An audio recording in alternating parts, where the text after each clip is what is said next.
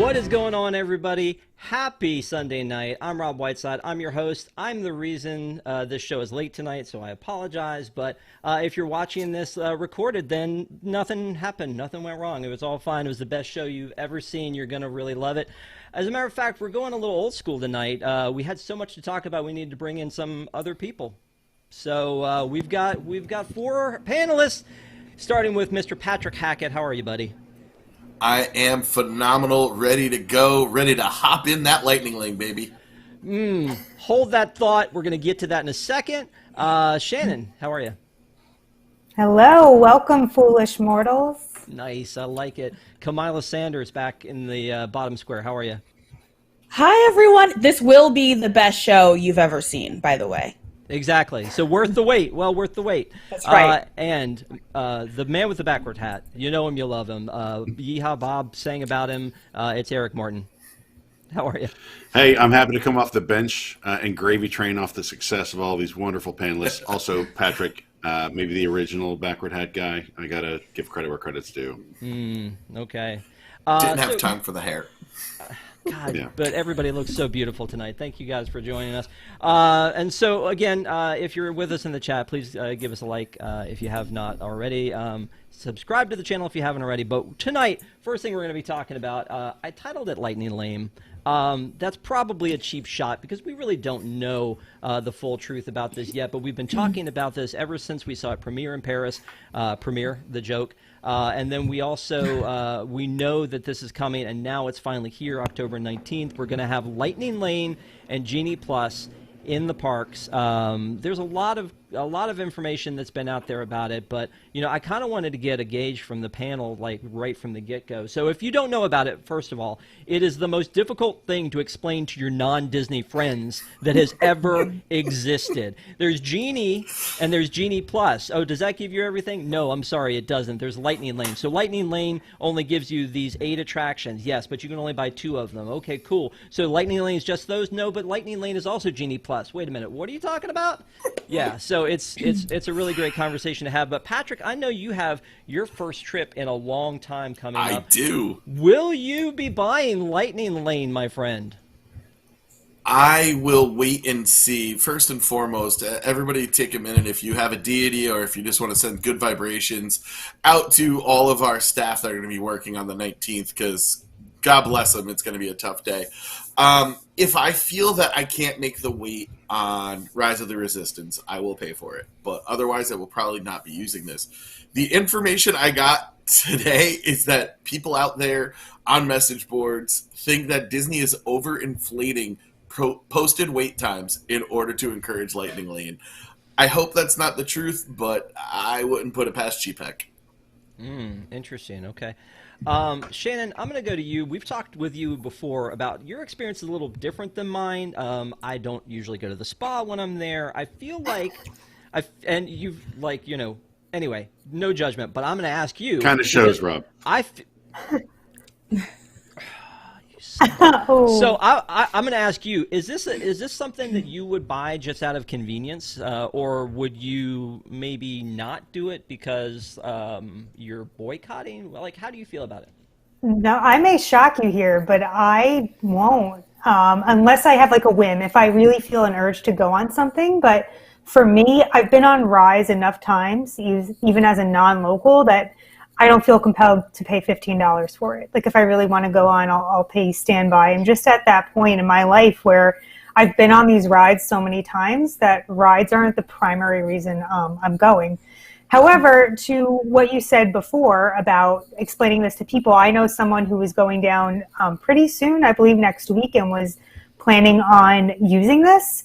And this person thought that you just pay for it and you just skip the lines as you wish. And I think a lot of people are going to fall into that trap. So to be determined. But I will report back when I go down there in about 2 weeks or so. Plan is to not buy it, but We'll see. I mean, it's got to be tempting, right? You like Patrick, like you said, you're standing there. There's the Rise line. It's 120 minutes. You're like 2 hours out of a day that is already kind of a shortened hour day. You've got a lot of stuff going on. You got that sci-fi reservation that I'm sure you booked a long time ago. You want to get to that. I mean, you're going to be tempted to do it, I think, and that's really where they're going to kind of get you. So let me ask Kamila, because if anybody's been fielding a lot of questions about that, I'm sure it's you. Are people as confused about this as I think they would be? I think there's a lot of people who are kind of taking a wait and see approach, but like I had a lot of people traveling in the beginning of this month who were upset that it wasn't available yet. And then I have, another group of people that as soon as we can start to add these to packages, they're like, yeah, go ahead and add it. I have a trip personally coming up beginning of December where I'll be traveling to Disney World with some people who have not been in a while, and a lot of things are new to them. And so we will be adding Genie Plus to our package, and we will be using Lightning Lane for some rides, not all. I don't think Space Mountain really, requires it, but definitely for Rise and for Avatar Flight of Passage, I think it's going to be, a nice add-on. Okay. And for those of you, I want to get your take first, Eric, before I go into a little bit more detail about it, because you're the local here, right? You're the guy who's already down there. I assume that you wouldn't be about this, but I could be wrong. So I've thought about this a lot. For myself, I don't think I'll ever use, in particular, Lightning Lane. But again, because of our proximity to the parks here, we are kind of people's default miniature vacation kingdom of the world where we have a lot of friends come stay. I would think if I were taking my dad or my mom or someone who never really comes to the parks and really wants to experience that a couple of things that are new, I would consider it for that. But day to day, no chance. Yeah, that's what I thought. I mean, that would be my guess too, because you can always know when those shorter days are, maybe for Rise, and go in on those days and ride that attraction. So one of the things that I want to point out to everybody, if you're not aware of it already, is the offerings that are the paid, and I'm not sure if you can read that at home, but so at Magic Kingdom, it's Seven Dwarfs Mine Train and Space Mountain, which I think is interesting. Epcot, Frozen Ever After, and Remy. That makes sense. Remy's new. Frozen Ever After has always had Surprised it wasn't Soarin'. Not for a C ticket. Yeah. Okay. Yeah. Hollywood Studios, Rise, and Mickey and Minnie, that makes sense to me. But Avatar Flight of Passage, yes. Everest, did that surprise anybody that Everest was on that list? Let me start with you, Eric, because you're nodding your head a lot on that one. What do you think of the rest of the lineup? Yeah, I don't think Expedition Everest is, 10 years ago had a pretty long line. I think the last several times I've gone, especially if you get there early in the morning, it's almost like a walk-on. It grows later in the day, swells to maybe 30, 40 minutes. But the queue might be the best part of that ride, so I don't know. I wouldn't want to miss that. So I don't know. I thought maybe they would add Navi River to it, even though it's not a great ride, but it usually has a pretty long wait. So I'm a little surprised Everest is on there. Some of the other ones, I can't imagine paying money to ride the Maelstrom 2.0, but I can see where there are some families that will pay it so their kids will shut up, I guess. All right, Shannon, you were going to say? No, I just can't understand having a paid service for a C or a D. Well, C ticket, right? Would you consider Remy's a C ticket attraction? I mean, I can't justify it. Yeah, I don't know, because again, it's the latest flavor, right? Like I was there and I got to ride Remy, but you have to get up in the morning and do the virtual queue. 7 a.m. is a virtual queue time. 7:22, I just happened to look back and they were all gone. So it's probably not as hectic as Rise, but it's still one that goes very quickly. So I think it's really not about the attraction, but the popularity, because I do think Frozen, or as Eric said, Maelstrom 2.0 is probably a C, I would say. It's just that it's a popular attraction, and I think that's really where that, it comes to what are the popular attractions. So this is what you can get with Genie Plus, and I'll go back to Kamila about all this in a second here, but this is what you get with Genie Plus. So you've got, the things you would expect. I still look at Journey into Imagination with Figment and go, I don't think I've ever had to wait more than 20 minutes for that one. Test Track I get. Turtle Talk with Crush, I feel like that's going to make an inflated sense of importance to some of these attractions, and maybe that's kind of the point. But that was also my concern going into this, was that Genie, which is a totally different thing we haven't even talked about yet, will plan your day and send you to places that are very strange. But Kamila, what do you think of the Genie Plus and also the Fast Pass, or the Lightning Lane? I'm sorry, I said Fast Pass. Didn't mean to do that. Drink. Don't do that. That's gone. Yeah, I mean, I think something that I personally am the most interested in is to see how the technology works, because anyone who's tried to do something with Disney technology recently, definitely the last couple of months, you run into issues, I think largely because they've been trying to work on integrating this technology into their platform. And, I think the reality is Genie Plus is something that has existed at Disneyland for the last few years. It was a popular program. A lot of people enjoyed it, including myself. And so, I would hope that they've got the technology kind of figured out and ready to go. Honestly, once people kind of got the hang of it, it was just a nice tool to help you skip the line at your favorite attractions. I think for some of these, the reason you see like a Remy's or a Turtle Talk is because they just needed to, add something to make it worth it for like an Epcot day. And, they struggle, I think, with Epcot in general.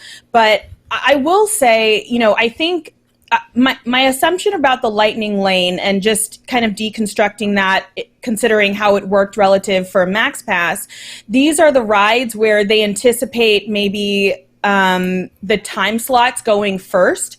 And so, to your point about like the popularity, like if you wanted to ride over at DCA, the ride, which I'm blanking on the name, but if you wanted to ride the Cars ride, you had to get there first thing in the morning, and that had to be like one of the first rides that you pulled, because by 10 a.m. it would already be giving you times back for like 5 or 6, and it would run out early.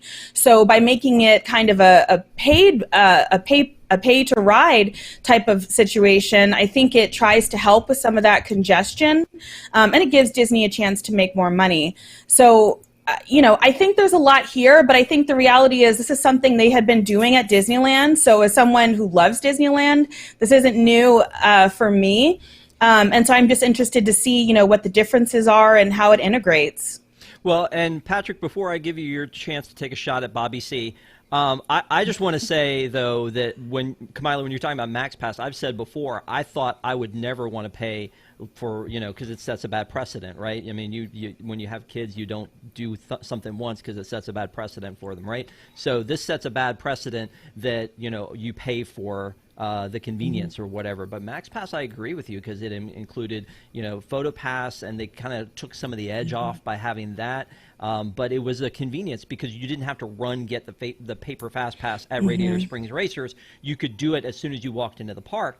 But it was a level playing field for everyone as soon as you walked in the park. This one with Genie Plus, you got an advantage if you're staying in a hotel, that you get to book those things at 7 a.m. before you leave the hotel. Anybody, and the rest of us chumps who aren't going to be in the park or in a hotel, have to go and actually do it inside the park. And it takes a lot longer to get inside the park at Magic Kingdom than it does at Disneyland, because you just park and stroll in from the Esplanade, as opposed to, Come on now, it's like a 15-minute walk. Have you done the tramless tour, though? Have you done the tramless tour at I mean, even the monorail. The monorail is a walk with all that turning. Yeah. Hey, you're right. You're right. It's not that easy, but I do look at it and think it's going to take you a long time to get there and to get into the park and do that. So I look at it as Max Pass. I was able to accept that, and as there was a convenience. But the other thing at Max Pass is there were still paper Fast Passes available for people that didn't want to buy. And the fact that they removed that is the part that just drives me crazy. Is pay for the extra convenience, but you've taken away the free shot that anybody else has. So Patrick, I'm going to throw that ball in your court. I think one of the things that's really troubling about all this is the loss of benefits for theme park guests. I like the fact that hotel guests are getting the chance to get the fast pass, because that's what it is. It's a fast pass. I'm not going to use your language with your Lightning Lane. And that's why all these attractions that are on the list that you clearly don't need fast passes for are there, because the queue is there from when it was a fast pass. They just changed the name. I'm interested to see what the free version of Genie Plus will be, or excuse me, the free version is just Genie, and how it can help you plan a day. I'm surprised that there was nothing built into any tickets. There wasn't an AP with it. There wasn't a choice to buy it with your ticket. It's something you have to buy afterwards, and I feel like after you've spent all that money and the sticker shock is there, you're not going to want to add another $15 a day per ticket. I think what we saw in Paris is eventually going to happen to Walt Disney World, and we're going to see a reduction in price, because I don't think the demand is going to be there. There's so many people who just roll up to Disney without any idea of what's going on in the parks. I mean, there's people who are literally looking for Jaws in the Magic Kingdom. They don't know what's going on, and they're not going to know this, and they're not going to know enough to have the app on their phone and that there's Genie, Genie Plus, and Lightning Lane. It's an absurd thing, and someone in the chat was talking, and Kamila made the point that we're hoping technologically they can do this. They did it at Disneyland, but there's a ton more guests at Walt Disney World. And technology has not been the strong suit of the company in this area. Well, and let me throw this to Eric, because I already see him grinning ear to ear about this, because Eric, you and I have had these conversations about their technology and the cell towers and the battery life and all these things. Like, I mean, this has got to kill your phone, this extra bit, and the drag on this app is going to be amazing. Well, I'll say, like, I even now have, they've added a lot of enhancements, maybe in quotation marks, enhancements to the app in recent weeks, last few months. So a lot more fancy artwork and kind of like animated stuff that happens when you walk in the park, all this stuff. But it has made the app slower to load, or maybe even make it so you have to just keep restarting the app. I tried to get a park pass the other day. I had to restart the app like 4 times. Other times you will go to see my plans, and you will see a bunch of other people's plans, but maybe not your own. I don't think now is the time to add more load to the technology group, right? I get it. This system should work, but when you add the app that is not always fully functional, to the fact that it's not very intuitive, to the fact that we're getting more and more guests coming in that are less and less familiar with the systems and how to navigate these parks in the world of the app, I just think you're asking for trouble. I think they're going to get a lot of complaints. I think they will probably have some problems. I don't know what it's going to take to fix this infrastructure. Obviously, there are a lot of like interconnected databases. The other day, just as an anecdote, I shared this. I might have told you, Rob. I was on hold for Galactic Star Cruiser reservation, and when I got through to a human being, they had my address as a place that I lived like 2 houses ago, like 10 years ago. And I was like, they're like, oh, you need to update it in the app. I'm like, well, I'm looking at the website, and my address is updated. In fact, you guys just sent me AP magnets. So it shows you that a lot of these things are like not connected to one another. They don't talk. They don't, different groups have different access to different information about you. They haven't really unified all of this. And I'm just afraid that you add one more system to this, and you're just begging for more problems. You know what? There's a convenience layer though to go, wait a minute, what was my address 2 years ago? Let me call Disney and figure that out. But you know what? Let's talk about something you said, Eric. You said intuitive. Do you guys think, and let me start with Shannon on this one, do you think that the current incarnation of the My Disney Experience app is easy to navigate, is intuitive? It's not my favorite. However, I will say the testament here, when we went down during COVID and my parents were forced to use mobile ordering, and they were able to do it successfully. They're not technologically inept people, but my mom was also very, very slow to get rid of the flip phone and go to the smartphone. And she was able to figure it out, but it's not the most user-friendly. You do have to search for things, and a lot of the times people are standing around and kind of to what Eric was mentioning, my other concern, which is going to tie into this, is guest services going to be prepared to handle the onslaught of people needing help to figure out the app, to understand the plan? Because even myself, I've read these articles so many times, and I still have to go back and reference and say, okay, wait, what's the difference between Genie and Genie Plus, and what does that get me, and what does this get me? Like, that is something I am going to have to continue to look back on even as I'm in the park. So lots of growing pains, I think. Well, and you're right, and I'm just thinking of, if you, like, I've done this before, and I feel like I'm pretty good at technology, is that you go through, and I don't know, let's say, Patrick, I'm ordering Hattie B's, and you go through the entire order system, and you get to a point where you think you've said, okay, I'm ready, I'm ordering, but you weren't, because there was one thing that they didn't, like another screen you didn't trip through. I can't imagine that scenario here, where you go, oh, I booked that Fast Pass. Say it again, drink.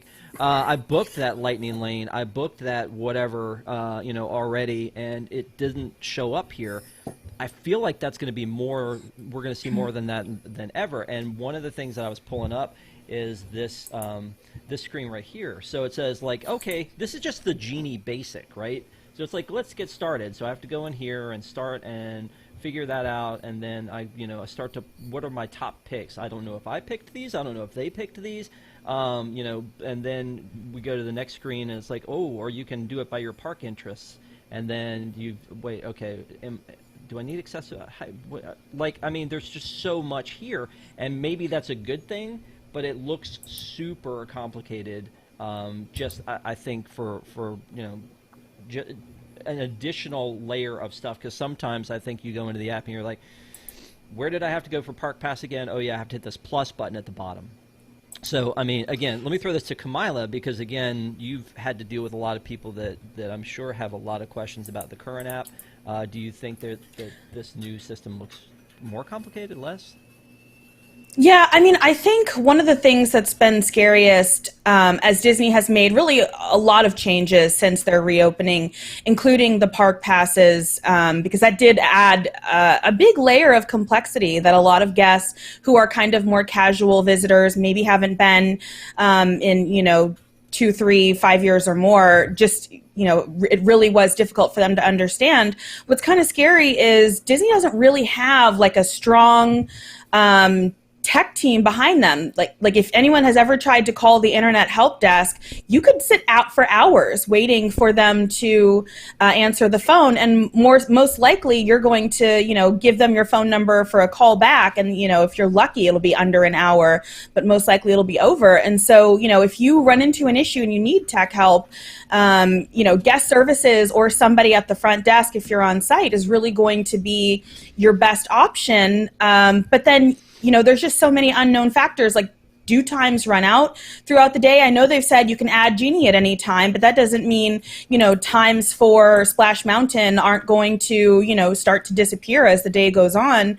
So I think we're going to learn a lot in the first few days of this being up and running. And I mean, I think the reality is anybody visiting any of these parks, it's not just Disney, there's some homework you're going to have to do to understand, how to get around and how to get the most out of your trip. Universal is, not necessarily any simpler, and they struggle with their virtual queues for Hagrid's, if you've ever tried to do that during a busy time. So I think the reality is traveling to these theme parks requires some of these extra layers that people just have to become aware of to get the most out of your trip.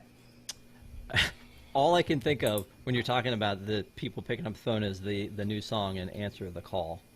I feel like they really set themselves up for Eric to do a lot of jokes for News Tonight about that right off the bat. But you know what? You're talking about Universal. Let me just throw this out there about Universal, though. If I stay in the Hard Rock Hotel, I get an express pass. I wear it around my neck. I go in Spider-Man 6 times in a row, just walk through. Don't have to schedule anything. Don't have to do anything else. Right. Now, it's more expensive, but at the end of the day, if I'm paying $15 per attraction for 2 attractions, plus, I'm paying the $15 for, I'm already paying $45 just for the attractions that they have. I feel like now, whereas I used to think that was a horrible deal with Universal if I had to pay it out of pocket. Now I'm almost going, that actually seems like a good deal. Patrick, I haven't let you talk in a while. Let me throw this back to you. Man, I love Universal system using the front of the line stuff. It was much better than FastPass in a lot of situations, but I knew that I was paying for that cost, and it was something that I enjoyed having for free at Disney World. When you don't have that extra cost, it's fine. You know, when you go to Six Flags, you can buy the Flash Pass or you can not buy the Flash Pass. It really makes a difference there, where I think of my time as money, whereas being an annual pass holder and being someone with a DVC, I know I'm coming back. So nothing is must do except for Rise of the Resistance on my birthday. And if it goes down, I will throw a fit. I wish they would be more obvious with it. This nickel and diming, $15, $7. Like, if you just added it onto resort stays or something, I just don't like the nickel and dime nature of it. I think it's going to cause people to not use it. I think we're seeing that in Paris. I don't think the people who go to Paris really care that much to try and jump a line. Everyone I was with there was making out in the queue, so seemed pretty happy. Talk to me about the people you I think hang you can out even with when you go to Disney in Paris. Talk to me about those people. No, the PDA was out of control. I don't mean to be playing into any stereotypes, but there's just too much PDA. Mon ami. That was offensive. I'm very sorry. I also wondered this. Now that they've been pushing notifications more and more often while you're in the park. So during the 50th, they push notifications. Hey, the hub is full. Don't come here for fireworks. Try to watch it from Fantasyland or Tomorrowland. Or, hey, park hopping to Magic Kingdom is disabled. I wonder if now they'll be like, you know, hey, Space Mountain's had kind of a slow day. They're like, hey, we've slashed the prices for the Lightning Lane for Space Mountain for $2.50 if you can do it in the next 20 minutes. You know, I could see a scenario like that playing out too, where we know that they're going to do some sort of dynamic pricing for these things, but I can see that, you know, trying to get you to squeeze a few more dollars out of you at the end of the day. I think they could even give like a freebie, you know, for like an AP or for a resort guest. Say like, hey, you get these, you know, 3 options with your stay, these 3 Lightning Lane passes, and that could really give people a taste of what they could have. So, you know, I really liked skipping that night, so I will be more willing to buy something tomorrow when I go to Hollywood Studios or whatever the case may be. But some people just look at that price and like, no. And I don't want to drag this out, but under the old system, you'll recall, let's say you have a party of 6 people and 5 of them have their Fast Pass, and the 6th person is like, it's not working, right? I have a Fast Pass, but it's not working. Mm-hmm. They would just go, yeah, go ahead.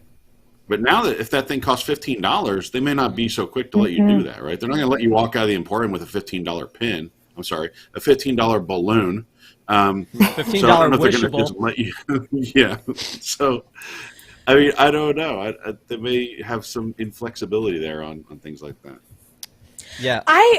I do wonder, though, with Disney, like, to what extent are they trying to kind of retrain behaviors with some of these recent changes? Because I do feel like, you know, and they've run into stumbles with this, but I do feel like there's just kind of an overwhelming number of guests who want to visit the park on a lot of these days. And one of the biggest complaints that, you know, I'll hear about people traveling is, you know, oh, I thought the parks were too busy. Oh, the lines were too long.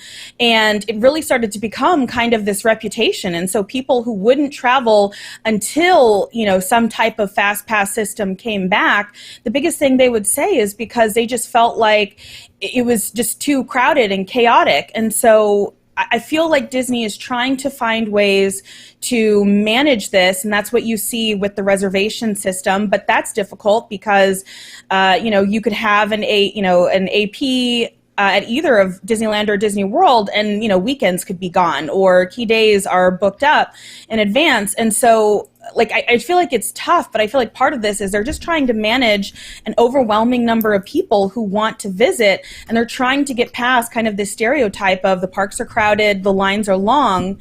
And so this is what they've come up with. We'll see if it works or if it doesn't.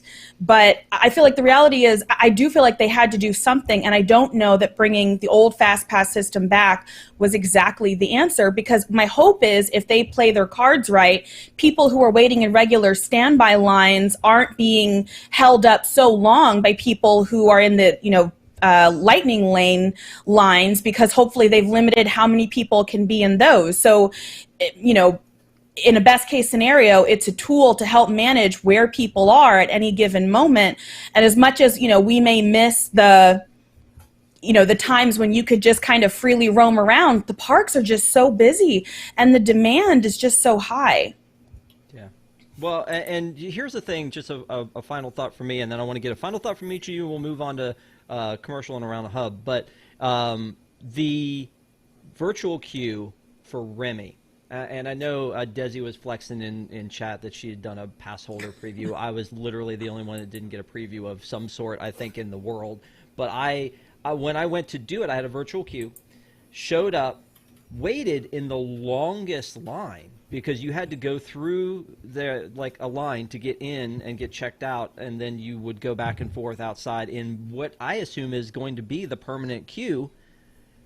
Isn't virtual queue supposed to keep you from having to do that? And can you imagine, I can't imagine if I had paid $15 for that, because what Josh tomorrow, I think, promised us, or Bob C., was that we are not going to have to wait in line. That's the great convenience of this new era of Lightning Lane. So that's just my thought, is that if they can't manage that, that's going to be a huge, huge problem. I'm going to want my money back. If I get Wi-Fi on Southwest for $8 and it's glitchy, they know, and they credit it back to me. I don't think Disney's ready to do that. So let me start, just final thoughts real quick. Start with Patrick, and we'll go around and give final thoughts on this topic and close it out. Rob, I think the point you made there was really great. How long is the guest services line going to be? How many refunds are they going to give for this? When will it be seen as a failed experiment and not as actually the future of the theme park? Kamila made some really good points about how there might need to be changes in behavior, and that old fast pass might not be the way, and I tend to agree. I think that's a really good idea. I just don't know if this is the solution. Or maybe it is. We'll see how it plays out. Yep. No, I agree with you. Shannon? Yeah, I think that this is going to serve its purpose for the right customer. Because I look at this in, me traveling to Disneyland, right? I've been to Disneyland once. I'm really trying to get back. But because I go so infrequently, I would be that target customer. I would actually pay money to skip the line so that I could take advantage of every attraction that I can. So I think it will benefit those families that come every once in a blue moon and really want to get on those attractions. But I think the key here is that people drop a lot of money to go to Disney, and Disney knows that. Disney knows their customers have deeper pockets. So it's probably going to be successful for them, but it's going to be different for everyone who goes, and I don't see myself playing into this. No, I see. Eric Morton?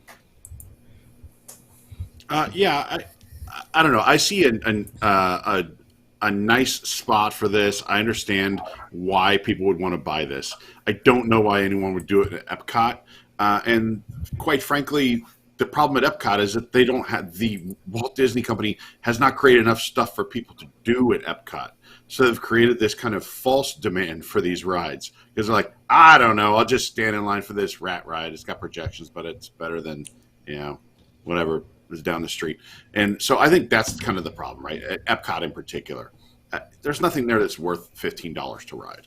Now, it may not be $15. I think it's between $7 and $15. $7. But, yeah, $7. Yeah, $7. I don't know. I don't like the way they've gone about this. I don't like the timing of this. I don't like the climate in which we find ourselves and them immediately going into, full nickel and dime mode in all directions. The company has really made too many of these little moves over the last several months that it doesn't feel like any of it's in good faith. It feels disingenuous. And, yeah, I hope this fails. I hope it blows up in their face. Okay, fair enough. Kamila, bring us home. Man, it's hard to follow that. It is. It really is. I apologize for that. Shame on you, Eric. And agree with Eric on Epcot. I have spoken many times about the work that I think Disney is trying to do on Epcot. I mean, there's a reason it looks like a construction zone, because I think they're aware that, they need more. I'm very just curious is the word I would use to see how this goes. To be honest, from a technology standpoint, I think it's about the integration. They've been doing a system very similar to this in Disneyland for several years. So I would hope that they figured a few things out about how to run a system like this, but the integration to the Disney World platform is much bigger and very different, and they have been struggling with it over the past few months with trying to get this technology ready to go. So it'll be really interesting. I also am very curious just how the regular Disney Genie service works. So not any of the paid services, but I'm very curious to see how the testing on some of that looks, because maybe that, kind of solves the issue if it really does a good job of pointing you to, this ride is going to have no line if you go at this time. Early entry, it hasn't really seemed to be that great of a perk for Disney Resort guests. The evening magic hours definitely seem to be where it's at, but of course those are only for deluxe guests. So unless you're paying for some type of after hours event, which those are very expensive now, in a weird way, this is kind of maybe the most inexpensive way to have some type of advantage to get on these rides, given that, the Christmas parties are close to $200 and up a night to visit those. The deluxe resorts are very expensive, especially if you want to go anytime in the next few months. So, in a weird way, we've complained about the fact that this is a paid service, but if you want any type of advantage on these rides, if this is your chance to visit Disney World, this is kind of, the most cost-effective way to do it, banning, staying on property and doing early entry. But that doesn't seem to be that great of a situation. So I just am curious to see how it goes. Yeah, I agree. And you know what? You guys have all made great points. Thank you for talking about this. This is a conversation we'll continue to have. And maybe it does. Maybe we need to look on the bright side and say that it'll work out. People who want it will buy it. People who don't. We're going to take a quick break and then come back with some park news. But I would like to ask you, if you're chatting along with us, just in chat, just let us know, yes, you would do this. You're ready to do it. No, you wouldn't do it. Or maybe I'll wait and see. We would love to get some feedback from you and see what you think about Lightning Lane and Genie Plus. We'll be back in a little bit to have a little less maybe volatile discussion. I don't know. We've been pretty civil about this one. Has it been volatile? No, it's been great. We've been more so about Lightning Lane in the past. Maybe we're softening up to it, and I'm not sure that's a great idea. But stick around. We'll be right back.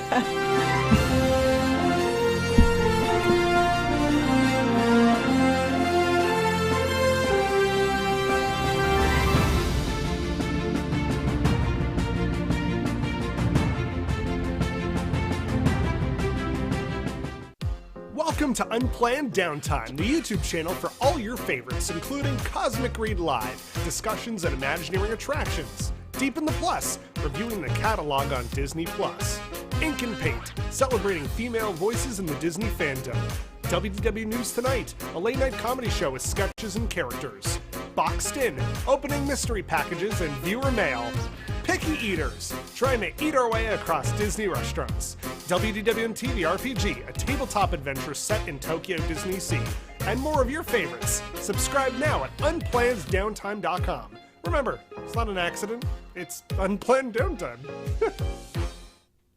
Welcome to Deep in the Plus.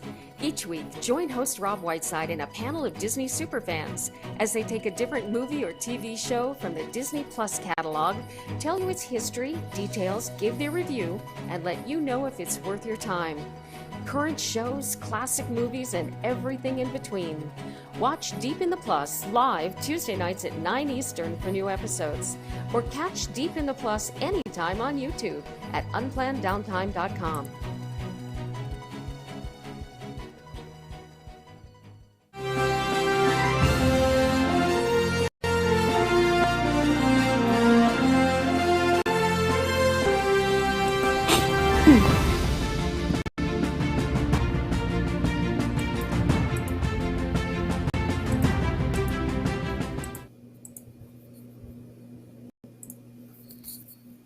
Rob. Muted. Womp womp. Let me try that again. It's my job. Take it from the top. Thanks for watching ParksCenter tonight. Welcome back. If you have not already, please give us a thumbs up, not for the mute, but for the content, hopefully. And then also, if you have not subscribed to this channel, please do so. There's a lot of great programming on here. So we're going to talk a little bit about Parks news. We're going to go around the hub, if that's okay, Patrick. We're going to talk about, okay, cool. We're going to talk a little bit about some of the stuff that we've heard about this week. And one of the things that we've heard about, which it kind of makes me a little bit sad, honestly, because I was on the fence about this, and then once it was gone, I was like, oh, I can't do that, is that all 5 of the Merriest Nights have sold out at Disneyland. So the Merriest Nights, it looked like a great party, but it's also in California, which I am not. So that one's a little bit sad to me, is that those are out. There were only 5 of them though, so that was kind of crazy. But we're gonna have our own thing on the East Coast, and it is the very merriest after hours, which, as you said, Kamila, is a little bit of a steep price. But we saw a lot of offerings announced for this. There's new Christmas stuff in the parks, which is insane to me because it's not even Halloween yet. But they've announced some stage shows for this event, which look pretty cool. This is really awesome that this is coming back. I know Tom is a huge fan of this Merry Menagerie that they had. It was really neat to see that at Animal Kingdom, and that's not something that's part of the the paid admission. So that's something cool for everybody to see. We're going to see the Sunset Seasons Greetings again. There were already stars. Again, it's Halloween hasn't happened, and we've got Christmas decorations out. So there's a feeling of magic in the air that is Christmas, even though we're celebrating the 50th anniversary. We've got food and wine going on, and we've also got Halloween still to come. And I feel like this is a little ridiculous, Eric. Are you ready for Christmas? I like that Disneyland only has 5 nights. It makes it more special. It's a little ridiculous at Disney World that we have 400 nights of Halloween or whatever it is.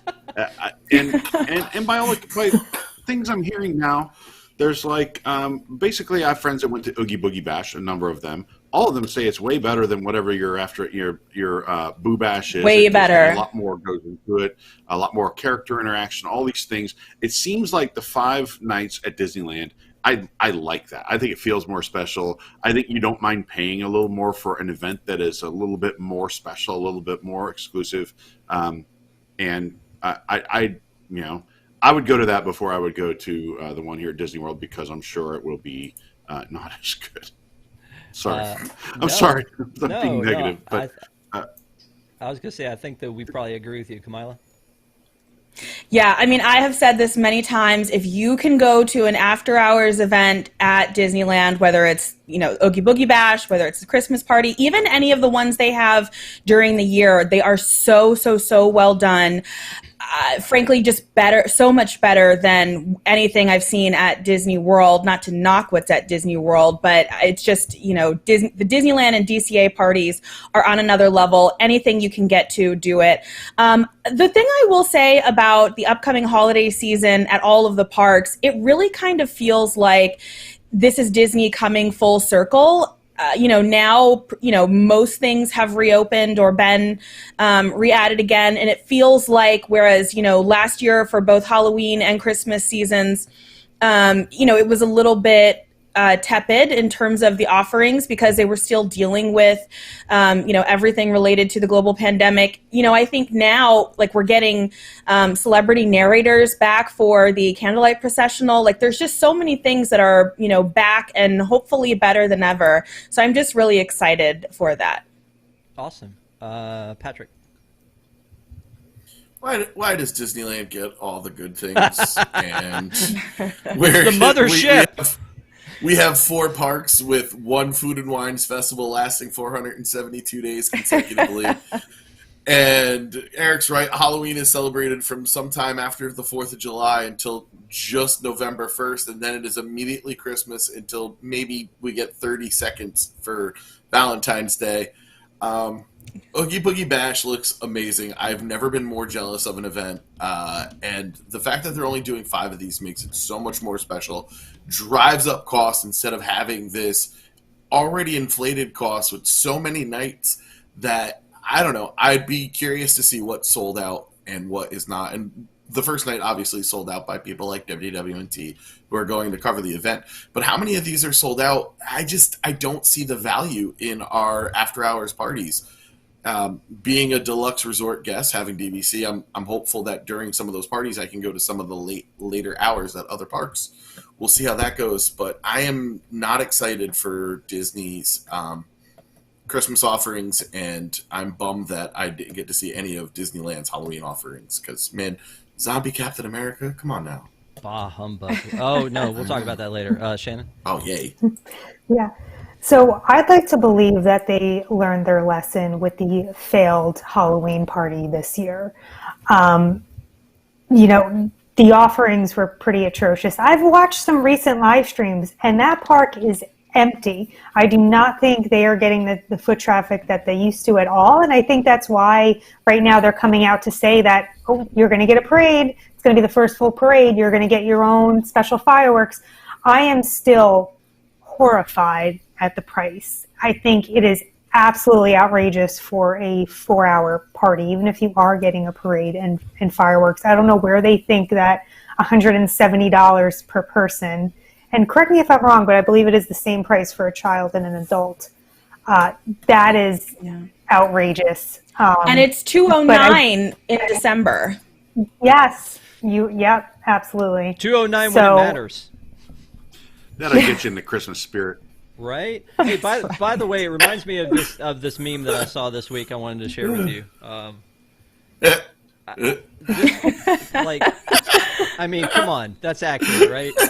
I mean, there are Christmas ornaments. What's it? October 17th. There are Christmas ornaments up on Sunset Boulevard. That's too soon. I mean, So I love bad. Christmas. This I is love not Christmas. this is not a problem exclusive to Disney though. We went to Lowe's today, or to buy shelves, and Lee's like, "Oh, why don't we get they might have some cute Halloween decorations or whatever." Nope, there's one clearance shelf of Halloween stuff and Christmas trees for aisles and aisles and aisles.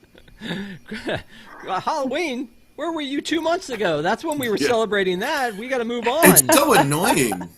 I used to be able to get good discount Christmas decorations on the 26th through the 1st, but now you have to buy them before Christmas because by the time Christmas rolls around, they're getting their President Day decorations out there. You get the big George Washington bobblehead, Abe Lincoln sitting in the chair. Your normal inflatables.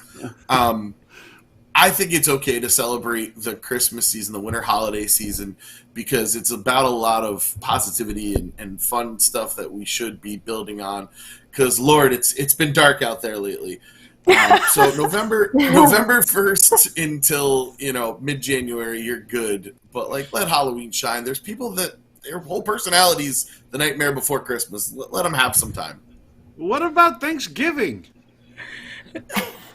I mean, again. I mean, really. You know what? Isn't that interesting? I feel like Thanksgiving. I can't even buy pumpkin pie now.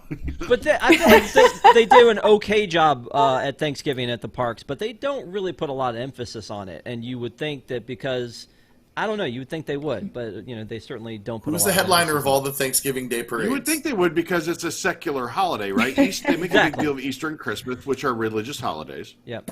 True. And but people love those for the seasons and all that kind of stuff. But you think they put more emphasis on Thanksgiving? Yeah. It's more a distinctly American secular holiday.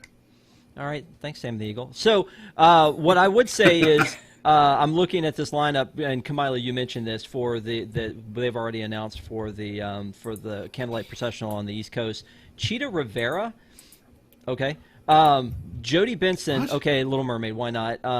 Allison Amazing. Fitzgerald White, Alton Fitzgerald White, Lisa Ling, Stephen Curtis Chapman, Blair Underwood, and Pat Sajak. Do you think this is why Pat Sajak did the bust in the Haunted Mansion Muppets? Is so that You scratch my back, I'll scratch yours. Yeah, exactly. Y'all get me in there. Call me a celebrity narrator, and I'll do that. I'll do the singing bust, no problem.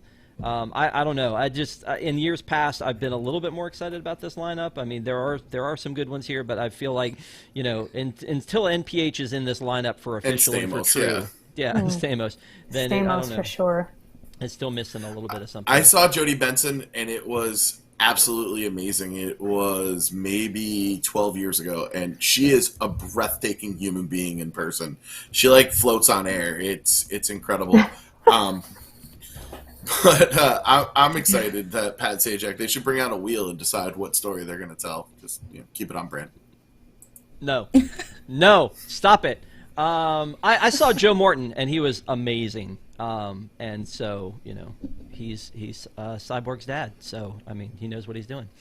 So let's talk a little bit about this. So there is a Disney Wish exhibit now at the One Man's Dream, and they've got they've got a model, and they've got the replica of the statue, and I'm in looking at this, I'm pretty excited about this because I do think that the Wish looks kind of amazing. I'm not sure I'm ready to cruise yet, but I think that the Wish looks kind of amazing, and I do like, and again, Tom mentioned this too, is I like that they're swapping this out because this has been Mickey and Minnie's Runaway Railway and the Galactic Star Cruiser forever. Now that the Star Cruiser is coming closer to being open, this is kind of neat to see.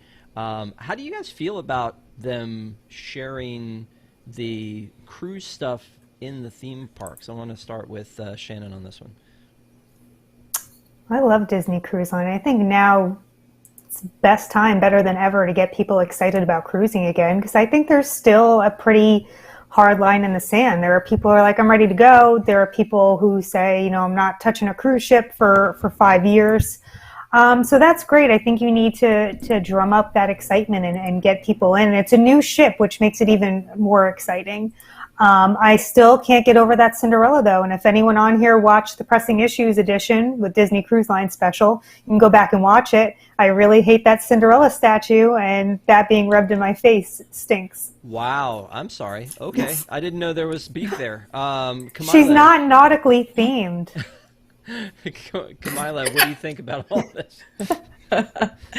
Yeah, I mean, I think the Disney Wish really is such a special ship. Honestly, like now when I look at the other ships in comparison to what the Disney Wish looks like, it feels like all of those ships need another remodel, even though I know some of them have recently been remodeled. I think the worst thing about the Disney Wish is just where it goes. I'm just not that excited about going to the Bahamas again, or Castaway Cay. But, I know for most people that's not a big issue. And if you've never been, it's wonderful. It's just for me, I've been so many times at this point that I want to go somewhere else.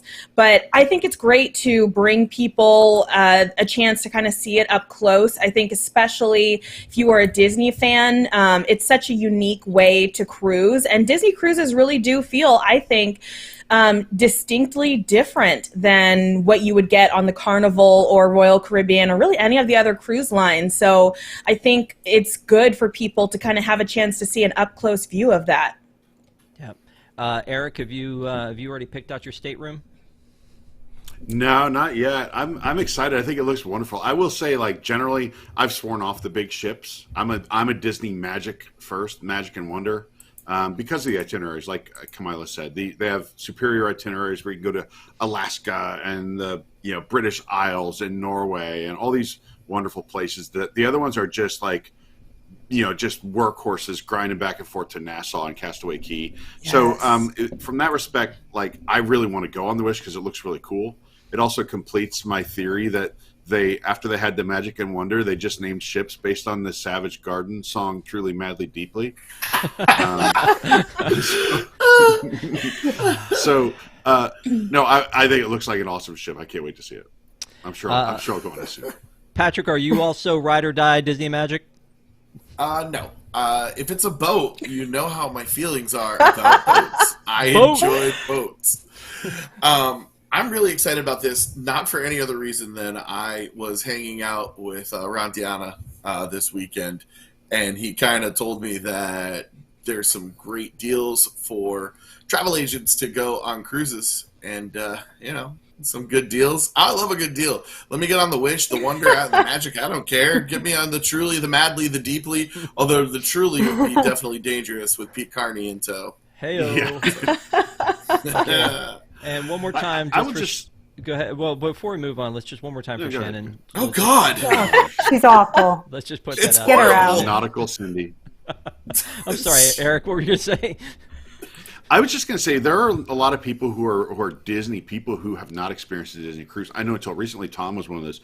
It is distinctly magical experience. Is a distinctly magical experience.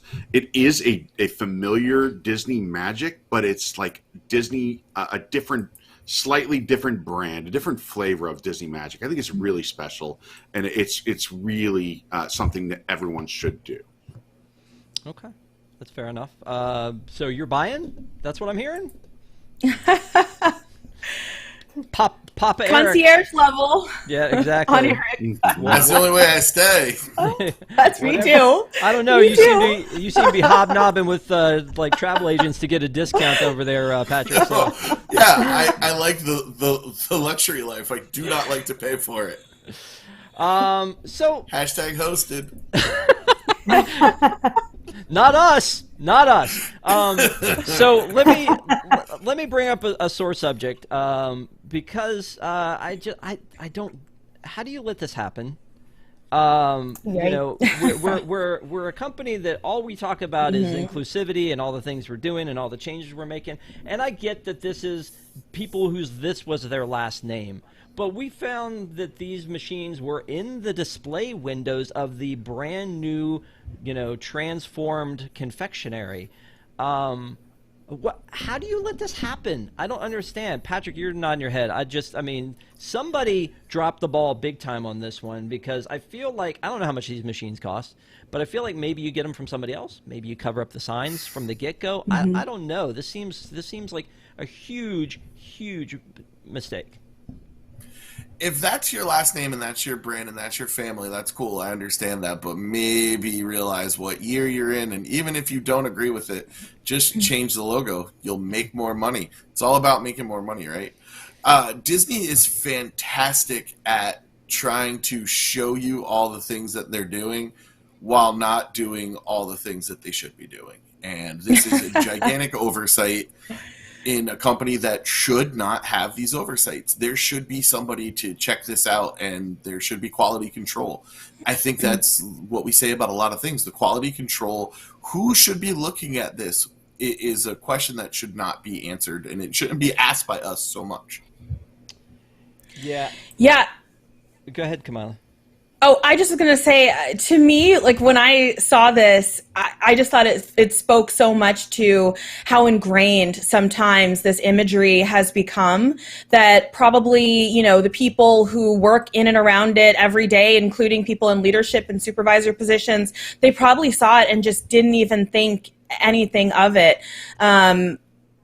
And, if it's your last name, it's your last name. But to have that logo next to that, at the very least, Disney should have been able to cover that with a sticker. But to have that prominently displayed, I hope they change that quickly. And, just to show this wasn't in the back. I mean, you've got this brand new confectionery, and it's right on the corner here, and they've got these machines lined up. And, of course, since then, they've covered it up with these very well-made. Clearly, this was on purpose. Years ago, they ordered these plates. It's so bad. I mean, it's just bad. Eric, what's going on here, man? So wait, before we hop over to Eric. Well, go ahead. Somebody in the chat said that the Savage Brothers have changed their logo. Yeah, they have. That Disney bought old machines. Sorry, Eric. I just wanted to get that out before I forgot. No, they probably had those machines already. So we took a lot of flack for this, for posting the article. People thought maybe we were petty, or maybe we were trying to stir the pot. And maybe that's a fair criticism. What I'll say is this company shut down the confectionery and spent presumably tens of thousands, possibly hundreds of thousands of dollars retheming it, and made a big point of writing a whole new story that was very inclusive, that had members of the LGBTQ community and a Native American person and an African American person. They went through great pains to make this place more inclusive. And then at the finish line, what I assume happened is the machinery was not designed by the people who were creating this, right? These are placed there by a vendor, and as far as we know, on their plans, it probably just says like confectionery machines go here. And so they were placed, and everyone thought good, and somebody missed it on that final little walkthrough. That's like, hey, hold on, something here is totally incongruent with the message that we're sending with the rest of the new confectionery. And it's a mistake. It's probably one or two people's mistakes, right? It's not, but when you are walking that line and you're trying to tell people that this is who we are and this is what we care about, people are going to notice when you mess something this big up, even though it was probably a forgivable mistake that one or two people made. Yeah. Shannon, did you want to say something before we move on? Yeah, well, I'll just say I think this goes to show that Disney's always listening and always watching, right? Because I think they covered that up quickly because of that article that came out. And if anyone watched the Golden Jamboree, and if you haven't, I highly recommend it. I'm still catching up on it all, but Ron Logan, when he was saying, listen, like, your voice is powerful to change things, write letters, be vocal. A lot of the times we do feel like, oh, this is a major corporation, right? Like, they don't care about what we have to say, but they do. And this proves that, as Roz says, she's always watching, right? Yeah. Yeah, no, I agree. And it was a very just public thing. And again, you've got this whole brand new thing, and it seems like a big mess. Anyway, let's move on to something happy. They've been redoing some hotels. The lobby at the Saratoga Springs Resort reopened. Looks pretty cushy, pretty posh. They've got there was the new lobby at the Old Key West, which I hear people aren't as excited about this one. That's just a rumor I've heard. Perhaps, maybe that is true. That is not true. Yeehaw Bob. Oh my gosh, you're talking about the Golden Jamboree. Yeehaw Bob was so great at Golden Jamboree. Has now returned to Port Orleans Riverside because Riverside has now opened. And honestly, this one slipped by me because I was looking down the line at like All Star. Is it sports that hasn't reopened, or is it music that hasn't reopened? Music. So music. And I was like, oh, that's the last one. I forgot about both of these not being open. And so Port Orleans French Quarter is opening later this month, but Riverside is now open. So, I mean, Patrick, I think you've spent a lot of time at Old Key West, have you not? I mean, I have. How do you feel about this remodel they've done? I absolutely hate it. It is terrible. Well, no, tell us how you really feel. Man, I was talking to Ron. I'm like, man, I get so bummed when I'm on the shows because it's just a nonstop wave of negativity coming out of my mouth, and I don't like that. It looks like an IKEA. We've talked about it several times when they've done the room redesigns. It is just, it's devoid of Disney theme. Look at how great they did at Saratoga Springs. It's still classy. It's still on theme to the resort, but it has distinctively Disney touches. This is just...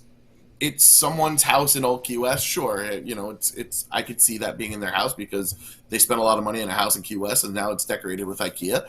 But before it felt like you were in, you know, oh my God, I forgot the author's name. His Key West. Ernest Hemingway. There it is. You were in Hemingway's Key West. Thank you very much. And it was very much themed like that. I don't know. I don't like this whole mid-century modern clean cut lines. Look, it's Disney. Let it be Disney. Yeah. Everybody has their Cinderella. So, Shannon, what do you... I'm going to have a differing opinion here, actually. And I really haven't in recent times liked a lot of the refurbs. They are plainer.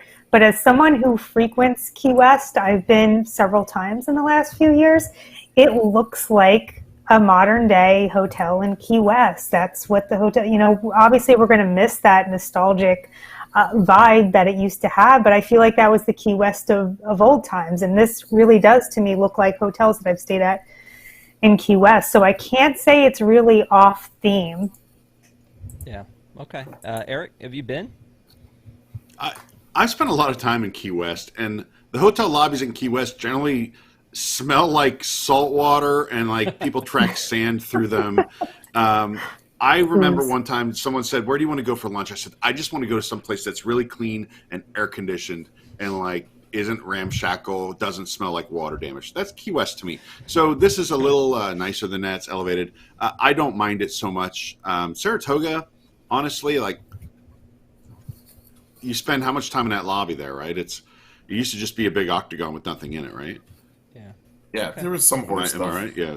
So they put some furniture in there, I guess. So yeah, they got horse.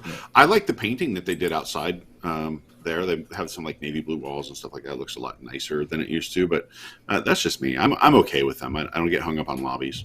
I gotcha. Kamila, has it been nice having another hotel to book? Yeah, I mean, Disney needs it. They are pretty much at full or near occupancy for the next few months, so any help is good. I like the refurbs at Saratoga. That's where I'm staying upcoming, and it's kind of become a favorite of mine. It's still kind of an affordable villa if that's what you go for. I think maybe with Key West, any love that resort can get, I think, is good. I think it needs it. And maybe because it's still kind of, minimal attention that's been given to it, it helps keep the prices, somewhat reasonable. Because I've noticed at Saratoga, with the refurbished rooms pretty much done, that's definitely helped, them have you pay more to stay there. So maybe that's the bright side. I don't know. Okay. All right. Well, again, I think that we're moving toward a little bit more normal, right? So the hotels are opening back up. Things are going well. I still think lines are out of control, but that's beside the point. But I think also there's a difference, Rob, in these DVC resorts compared to like a deluxe, right? Where a lobby, it's really more of a traditional hotel generally, where the lobby has everything is right off the lobby there. Where the DVC places are basically a place to check in, and there's stuff nearby, but not necessarily in the lobby itself. No, that's a great point. And where you see that the most is Kidani and Jumbo House. You see Jumbo House is amazing when you walk in, and that lobby is just outstanding. In Kidani, that's absolutely what that's is. True. It's a place to check in and move on, maybe go buy something at the gift shop. Okay. Well, thank you guys. So we've run through our Around the Hub, and again, Patrick, appreciate you letting us borrow that name. It seems apropos. We're going to be doing one more commercial break, and we will be back to talk about Lost Disney World. So join us, and we'll explain all about what that is. We'll be right back.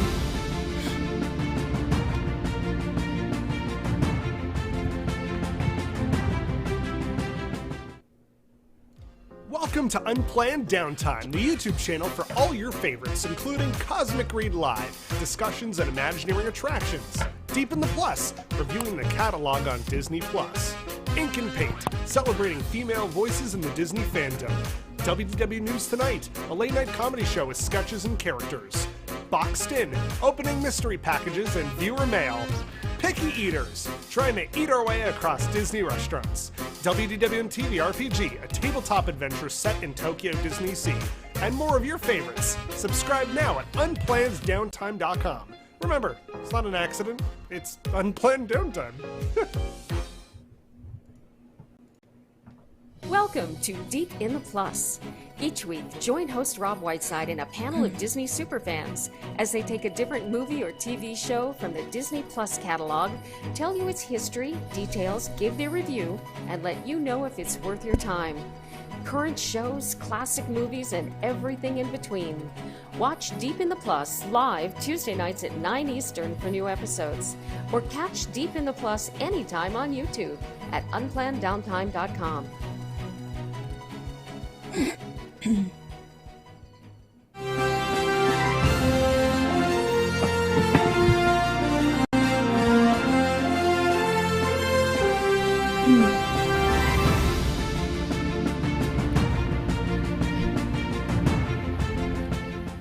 So first of all, I didn't mean to double dip in the commercials. We did have other commercials, but you know what? Deep in the Plus, this past week we had Mr. Patrick Hackett on talking about Haunted Mansion, Muppets Haunted Mansion. That was a lot of fun. We've got Zombies coming up soon, and then Boxed In. Eric, you guys, I don't know where you guys got a hold of Vinylmations, but you had Vinylmations. Oh yeah, we had those. Tons of them. Yeah. Tons of them. Just rubbing it in my face that you got Vinylmations like for days. Fantastic. Oh yeah. If you haven't seen it, go to the Unplanned Downtime channel and check it out from Friday. We opened 1 billion vinyl. Well, I guess 26 Vinylmations. I enjoyed it thoroughly. 1 billion. That's the same. It's the same thing. So no, I'm sorry. It was only 26. It was $1 billion. I gotcha. Accurate. So what I wanted to talk about tonight with this is so let me explain my premise here, and then you guys tell me what you think. Is that, you know, over the 50 years, and we've talked a lot about that on this channel, the 50 years of Disney. I mean, we talked about the 50 statues, or 36 statues, 50 characters, and were those the right ones? And we talked about, you know, I think Tom and on News Tonight, you guys were talking about like the 50 greatest moments of Disney. But when I think back on Disney, I think a lot about the things that were there that are gone. And I don't mean that to be in a bad way. It's really more of a nostalgia way, because, you know, early on, Walt said that Disneyland, and I assume this continues to Disney World, is a place that would never be completed. It would always be growing and changing. The management has said, and even Tony Baxter has said, it's not a museum. It's not a museum to things that happened in 1960 or 1971. So, you know, I understand those things. There's interesting things, though, to me, between like a Six Flags and Disney, that Disney has classics. It's okay that Small World isn't state-of-the-art because it's a classic. Same thing with Haunted Mansion, Pirates of the Caribbean. Those things all seem like classics, although there are some classics that I feel like should have stayed, like Great Movie Ride, for instance. I feel like that should have stayed and maybe been updated or something along those lines. So, I mean, to me, that there are a lot of things that I've missed in the past that have gone away. And I thought that as this is the 50th, that it would be a good time to talk about some of those things that were there in the past and kind of get a vibe from some of the people on the panel. And I think this is a good mix from the panel, because we're going to talk about some things that I would know about, maybe Eric would know about, but maybe not Shannon. Or, you know, and, you know, Patrick's super young. What are you, like 38, 29? I can't even remember. So, I mean, you may not know the things in particular we're talking about. So, I just want to kind of go down memory lane a little bit with some of the stuff and start at Magic Kingdom, and then we'll move through. And it's not specifically 50 things, but I figure we'll kind of talk about it, reminisce about it, talk about, you know, like, is it a good thing that it was gone? Is it, you know, do we miss it? Would we like to see something like that? Was it quintessentially Disney? That kind of stuff. That makes sense? We good? So one of the things also is that in the chat, if you guys like this segment, we'll continue doing it down the road with ParksCenter and do it more. Today, I just want to kind of focus on Magic Kingdom and kind of talk a little bit about specific attractions that that are like maybe have changed over the years. But before we get into that, I want to hit the panel up and ask you each to kind of mention, what is that one attraction at Magic Kingdom? And it doesn't have to be an attraction. Could be a restaurant, could be a food, could be a show. But that one thing at the Magic Kingdom that went away that you're very nostalgic for and you wish it was back. And I'll start with you, Patrick. It's tough for me because I'm a more recent Disney fan than everyone else. You know, I only got into this really in like 2007. 7. But for me, the loss of Alien Encounter, because I never got to experience it, kills me. It drives me literally insane that I never got to experience that attraction, because I would have loved it so much. And I'm a Stitch guy. I'm a big Stitch fan, but Stitch is terrible. It's like a bad movie, though. You know, bad movie podcasts are really big. You can enjoy Stitch, but you know it's not good. So to me, the thing I'm nostalgic for is something I never got to experience, Alien Encounter. Really? Well, Yeah. you mean you missed this little fella? Yeah. Oh, Listen, I've watched the video. I've listened to it on NTunes for hours at a time. It is an amazing show. Gotcha. Let me shoot down to Eric. I'm looking at the chat. They beat me to it. I'm a big Mr. Toad guy. right? So Mr. Toad is my number one. And it was one of those instances where I feel like they replaced it with something that was not better than it. Now, Mr. Toad was a little bit more analog, a little bit more basic, but the charm factor was off the charts. And I miss that. I miss that that old Disney charm. You can still see it on Peter Pan's Flight, I think, at the Magic Kingdom. And I think that is missing from Fantasyland. So, yeah, there we go. Look, you got 2 rails, 2 tracks. How about that? Okay. All right. That's fair. Shannon? Yeah, Toad was definitely one of mine, so I'll pick a new one. I am nostalgic for old Main Street Bakery. That is pre-Starbucks, because the tradition in our house, and I know Arlo's been screaming it in the chat for the last minute, but we used to get a giant cookie, a little carton of milk, and we used to sit and park ourselves and watch Spectro Magic, and that memory is burned into my mind. What a special time. I'm all about Starbucks, but not on Main Street. Interesting. Kamila? I feel like the biggest thing that I'm nostalgic for is actually not in Magic Kingdom. And I really, to be honest, couldn't think of something that has even really been taken from Magic Kingdom since I started going. I think the first time I would have gone would have been the mid-90s. And so I just can't think of something that I really missed that was gone. No, I wouldn't have cared about that being gone. But I mean, if it's Magic Kingdom specific, honestly, I can't think of anything. The big thing that I have is in Epcot, so. Well, we're going to have to hold off on that for another time. I'm sorry if there's nothing that we miss in general. So, you know what? You said Main Street Bakery. I agree with you on that one, Shannon, because that used to be the thing we would do is we would come in, always start at Kingdom, because I feel like that's the tradition was always start at Kingdom, and we would come in there the first day and we would walk down, right down the middle of Main Street USA. That's how the song goes. And we would go into the bakery and get something there, and they had some great bakery items, and it wasn't crazy crowded. And they had you could grab a cold drink and then go over and sit with the ducks and watch the castle and the people walking by and kind of get your day started that way. And I think that was a really neat thing to do. So let's talk about something that probably no one here has done. Eric, maybe, if you had wings. Did you ever do that one? I don't have a memory of doing it. Okay. So here's the thing that I find interesting about If You Had Wings, and it was in Tomorrowland. When did it close? It was in the 70s still, wasn't it? I can't tell you that. I really should have that one at my fingertips, but I don't have that one. But the interesting thing about it is If You Had Wings was sponsored by Eastern, and then when Eastern was dropped as a sponsor, it was changed to If You Could Fly for a brief amount of time, and then they closed it down, and then they opened it up as Delta Dream Flight. And then Delta dropped off as a sponsor, and they just called it Take Flight. Just so Disney creative about those names. I mean, it's fantastic how they were able to just turn on a dime. And then 1998, that one closed, and it became Buzz Lightyear. So, I mean, there's not a lot of nostalgia, I guess, in this group for that. I know that Delta Dream Flight would probably be the one that most of us would remember. Patrick, you're nodding your head. Do you remember Delta Dream Flight? Yes, I do. It's one of my only memories from a trip in 19. So it might have been, no, it was prior to If You Had Wings, because I was there in 86 or 87, and I do remember the ride that was in that building, only because my cousin got his foot stuck in it, and they had to evac the whole ride because he was being an idiot. So that memory is there. I remember that and the original journey into Imagination.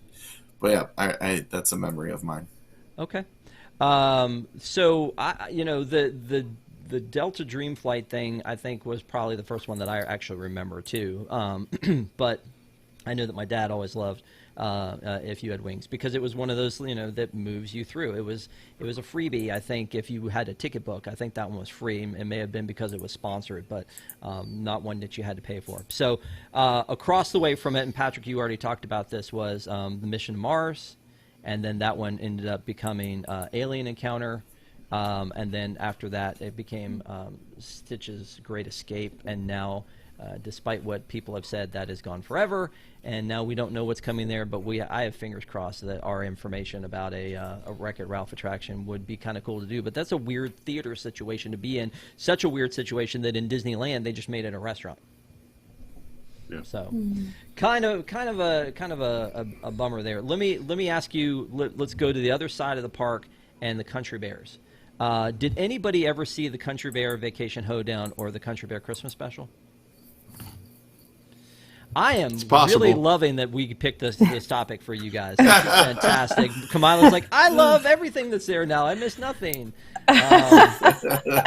So, I mean, maybe I may have experienced Vacation Hoedown because it is in the time frame when I was there as a kid, and I have nostalgia for Country Bears now, so it is possible that I enjoyed it then. Okay. That, I guess that's okay. So, I mean, the funny thing to me about it is that I've talked to, like, we save the bears. At least that's what we like to tell people. So the marionette show that was going to be there, I've talked to people who don't have the nostalgia for Country Bears, and they're like, oh, Toy Story, that would be fun. I'm like, really? Come on. You know, Country Bears, that's again, that goes back to that classic, right? That's one of those that has to be there, you know, at Disney World. Disneyland, it's gone now, but Disney World. Moving up the ramp from there, the Tropical Serenade became the Enchanted Tiki Room under new management. Oh, boy. Oh, yeah. I liked that. Oh, no. Talk about that then a little bit, Shannon. I want to get your take before we get somebody grumpy talking about it. I don't know. I didn't hate it. I liked them. I don't know. I mean, I think classic Tiki Room is great, right? It's one of Walt's original things, but I like the songs. I like dancing along to it. Sorry, everyone.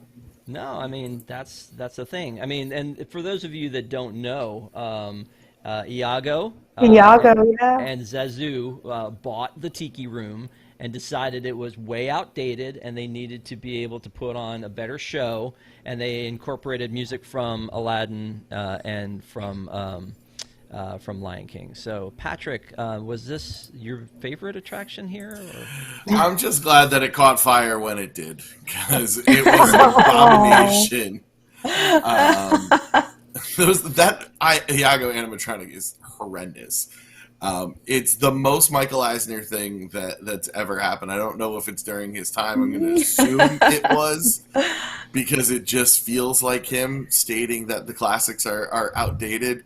The sign's cool. I dig the sign, but what it is right now, even though it's a little shorter show, is fantastic, and I'm glad that it's sticking around. Who knows for how long, but let's hope it's still there. I love Ron Deanna, who is on our staff, has worked this attraction, and I love that he had the story that he had to at some point throw feathers, like I think when Iago got blown up or something like that. So that sounds like fun. Do you have an opinion on this one, Eric? Or did you love it, hate it? On the Tiki Room? No. Under new management? No, it was not good. I do prefer the current iteration of things. So I'm not a person. I go to the Tiki Room, and I go to the Country Bears maybe once every 6 months. I'll go to Tiki Room like once every 2 years. They're just not. It's just not something that seems like a good use of my time sometimes. As a local, right? It's a little different, I guess, when you're here on vacation. Yeah, no, I agree. I kind of like that show, but I think that we're all kind of purists here, and we like to see the classics stay the classics. There are some things like in Disneyland when they added the characters to It's a Small World that I think we were okay with because it was well done. But I think in general we like to keep the classics the same. If they can add that extra magic to something, that's pretty cool. But you know, I think in general. So here's something that I want to ask you if you guys had any idea about. So there was a time where they started working toward, and this is not an attraction, but they started working toward these interactive queues. And there was a section of the Winnie the Pooh queue for a very brief amount of time that was the Tigger Bounce. Oh, Do you guys I don't remember that. Does anybody remember this at all? No. No. I do. Do you I was really? too busy. I was I too do. busy, blinded by my hatred for that ride for replacing Mr. Toad. Took me a long Patrick, time to accept. Patrick, That's were you- what's fun is that I much prefer Winnie the Pooh than Mr. Toad. Now I've only experienced Mr. Toad through on-ride videos and listening to it on Entunes. I really enjoy Winnie the Pooh. This was a big WWNT story in the early days. I think we probably even talked about it on Around the Hub, and people got hurt. So by the time I actually got to it, it was like fenced off. It was amazing. Yeah, that's one of those things like when Star Wars Land came out, I wanted to get there as soon as possible because I think of things like this that once they put them into action, they go, "Ooh, that was a bad idea. We need to get rid of that right away. Let's take that away immediately." Because it looked like a cool idea, like a Tigger bounce. It's a place where people could bounce, but I think that it was, the kids would sink in and they're, they Rolling an ankle. Yeah, and fall, and that wasn't that wasn't a very good thing to do. So let me go a little bit more old school on you guys. I'm not even sure if anybody even knows about this. I assume you do, because I assume you're all Disney experts on this one. The Swan boats. Mm-hmm. So the Swan boats were early 70s. They were there. They were very, very short amount of time. You can't bring them back because of the expansions that they've made to the hub since then, when they added that outer rim. The outer rim, can we call it that, to the hub? Does anybody remember these at all, or is it just something you've heard tell of? Is that dock still down there? They removed them. So for a while they had the docks there, and they actually had swan topiaries, and so and that was until again that redo of the hub. But let me tell you why this is important, Shannon, because proof that Cinderella is indeed nautical. Oh, no. I mean, get her off. Kamila should comment on how much she misses the swan boats. Oh, What? Kamila loves boats so Now, do we much. think there's no Cinderella statue for the 50th because they have her at the studios for the Wish exhibit? Does that count? Yeah, gets the absolutely. whole That's ship. why. I don't want She to. will be one big gold statue. So here's another thing that was weird to me at the time. I used to love the Sunshine Tree Terrace and the Orange Bird, and a lot of us have an affinity for the Orange Bird because it seems old school. But it was one of those things that, as a little kid, they used to have these little sippers that were Orange Bird sippers. Did you guys ever, Patrick? Yep. Did you ever have one of those? I think they were retro at some point that they did them, but Yeah. not the ones that they do now, but like this kind. Yes. I mean, yeah. So cute. Yeah. Yeah, these were kind of amazing. I loved that. And they had an orange, like a slush that would go in it. They don't serve that anymore, and I don't know why. Like, I mean, they do the swirl, the orange swirl, but they don't do the orange slush. Does anybody remember that? They were trying to get an Orange Julius to sponsor it, and they wouldn't. So I think you're a liar. But because of that, Sunshine Tree Terrace used to be at the exit to the Tiki Room. And Aloha Isle used to be up where Skipper Canteen is. And then the weirdest thing, they just swapped them. So the original... This is not that long ago. Right. The original this Sunshine is Tree recent. Terrace was Ish. down where Aloha Isle is. And so, yeah, you're right. It wasn't that long ago when they did it. But I think that's a weird move. Like, rather than saying, we're going to take the Dole Whip and we're going to put it down at Sunshine Tree Terrace, we're just going to swap these things completely. Right. And make it seem like... Well, if you think about it, the Sunshine Tree is clearly talking about orange trees, right? And Aloha Isle is pineapples, so it just makes sense to have the Dole Whip at the pineapple place. And there's more demand for the Dole. I mean, I don't know. There's a large number of people, I'm vastly outnumbered, that prefer the Dole Whip to what my favorite is, the orange cream swirl. So they swapped them. It made sense logistically. All right, so let's move on to something that, as you mentioned, and Arlo apparently mentioned in the chat, this little puppy, Spectra Magic. This one has got a hit for some people. And Kamila, I want to make sure you're still involved in this conversation. Did you ever go when Spectra Magic was there? I don't remember it. I mean, I remember the electrical parade, but I don't remember that. Yeah. Oh, Okay. All right, Shannon, you seem to have like some affinity for that one because of it was sitting and the watching. best. Well, like what in particular? You know, the crazy looking characters, which I now learned were named Spectro Men, and they're just twirling around the balls, and they were creepy and probably scared you a little bit, but it kept you on your toes. The plasma ball, the fog that would come out. I mean, it was just all the music too, the score, and then learning about the history of it again with Ron Logan at the Golden Jamboree when he's explaining the concept of you're not just focusing your eye on one thing and it's going by. There were so many different parts of those parade floats that just kept catching your attention. And it was just special and magical. And one last thing I wanted to mention before we move on from Magic Kingdom was hub trees. I miss hub trees. Okay. Hub trees, right? That's fair. By the way, Chief Lee, we did see your super chat. Thank you for the $2. And if you're going to join us in the post show, that's when we'll tell you our favorite Walmart stories. Wow, wow. But still, we appreciate you. Thank you for that. So the Sorcerers of the Magic Kingdom. That's very recent. But that was to me a very cool little feature that they had. There's, you know, you'd have this little adventure that you could do through the kingdom, you know, and you had your cards and like those were collectible. I think I've talked about this before. There were people the very first time I did this where there was a little kid sitting on a bench next to when they had two stations, one back by the Christmas shop, and had his book ready, and as soon as we got our cards and started to walk over, he was like, "Did you see which card you have? Would you like to trade?" You know, I mean, it was a big deal to a lot of people, and you know that to me, you know, I've talked to Tom about this. Tom Corliss, maybe you've heard of him. I've talked to him about that. I was like, why would they get rid of this? Because it took a lot of money to take these things out. They had to take out those medallions and all the infrastructure they had. You know, they had shut down one of the, you know, the station again behind the Christmas shop, and it was literally just that one station at the firehouse. It feels like the cards were probably pretty cheap for them. Why would they shut this down when it was such a people eater, get people, you know, kind of something to do? Patrick, did you ever do it? Yeah, I loved it. We talked recently about it. I forgot what I was on where we discussed it, but man, I loved Sorcerers of the Magic Kingdom. And could you imagine how well this would go with Lightning Lane and Disney Genie and Genie Plus?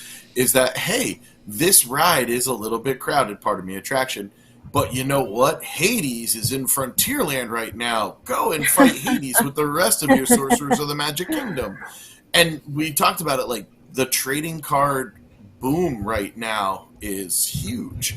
It's just, it feels like, you know, for those who don't know me, I'm a huge WWE fan, and it feels like a company that is for 20 to 30-year-olds is being run by 60 to 70-year-olds who can't connect with their target demographic. It was such a bad call. It was a great addition. Yeah. Any other thoughts on this one before we move on? Spectro or... What do you want to talk about, Eric? Talk about anything. I want to hear you. No, I'll just say, like, I went to, I did not go to the first Spectro Magic Parade, but I went to the first weekend of the Spectro Magic, of Spectro Magic, because I remember I was in high school at the time. Yeah, I'm old. I know my parents went to, out of town to a football game, and I was like, I'm going to go to Disney. They got a new, you know, it's 20th anniversary, basically. And went, and I saw Spectro Magic, and I remember thinking, like, this is trippy. Like someone was on drugs when they created this, because it's bizarre. Without context, that is a bizarre parade. But the music from that parade is so indelible to the Disney experience for so many people that, you know, that it turned out being one of the best things they've ever done. Yeah. You know, one thought I have, and this is about Magic Kingdom specifically, and like a lot of the criticism that I saw about what people felt like the 50th should have been versus what it was, is a lot of people really wanted to have kind of this walk down memory lane and to talk about the parks and, you know, how how Magic Kingdom and how the parks, Disney World itself has evolved over the years. And sometimes when I think about like some of these things that used to be here that now are gone, like I'll pick on, and I think Mr. Toad's is like such a good example because it is such a great classic ride. But to me, I could understand how a ride like that could live in Disneyland, where it started, and it is still there. It's still very popular and beloved.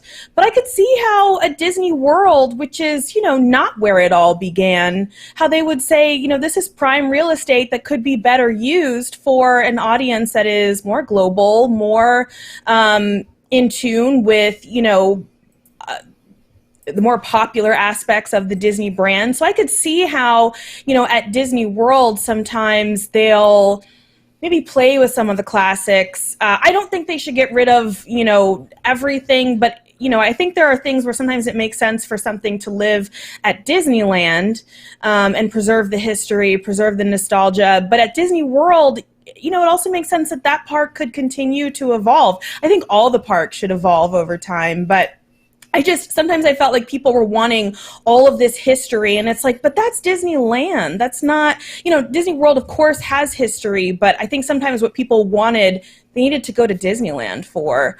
And, let's be honest about what Disney World was always meant to be in comparison. Yeah, I understand that, but for me, this is my history. Like, I grew up on the East Coast, and like this is the one I went to all the time. And so, like, as I want to celebrate it 50 years later, right?